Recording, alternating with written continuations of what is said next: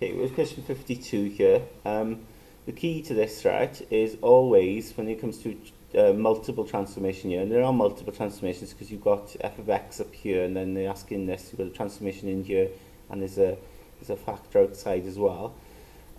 Always work from the bracket first, right? Always go into the bracket, sort that one out first, and then anything outside the bracket, then you deal with. Okay, so that's the key to it, right? Always work from the bracket outwards. So let's do this first. Now, in the brackets, you affect the x-axis, right?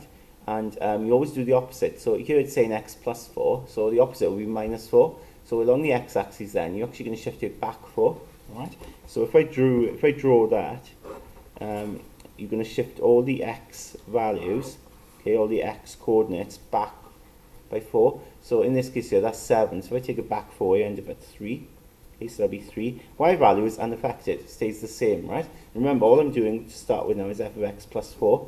I'm not doing anything else, right? And I'll solve the minus 2/3 up later.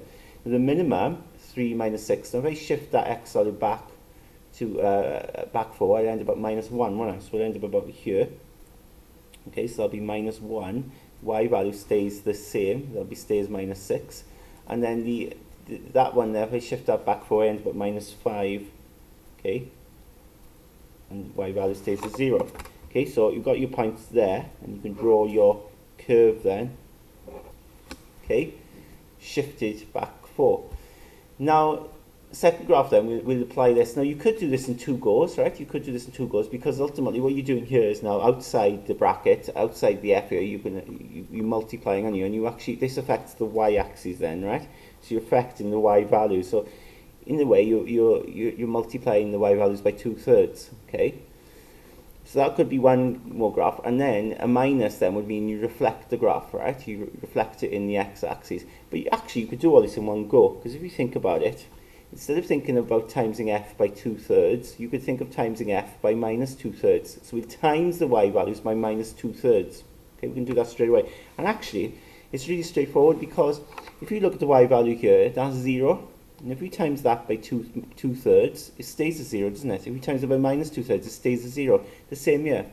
Times the y value there by 2/3 or minus 2/3, it stays at 0. So these 2 points will stay in place. Okay? So it's important to sort of see that. So when I draw my next graph, right, that will stay in place, 3, 0. This will also stay in place, minus 5, 0. Of course, what will be affected is this here. So if I times this y value here, minus 6, if I times that by minus 2/3, well, do that, you end up with positive 4, because minus times a minus is a plus, and it's positive 4. So actually then, this will get reflected, but it won't go up so high, because it's only 2/3, so we end up here. Okay, so that will be minus 1, y value, x value stays the same, that will be 4 there. And you get then a reflected curve, okay, with a new maximum. That's only been affected by multiplied by 2/3, okay, or minus 2/3, and there you go. There's your transformation with all the values in place.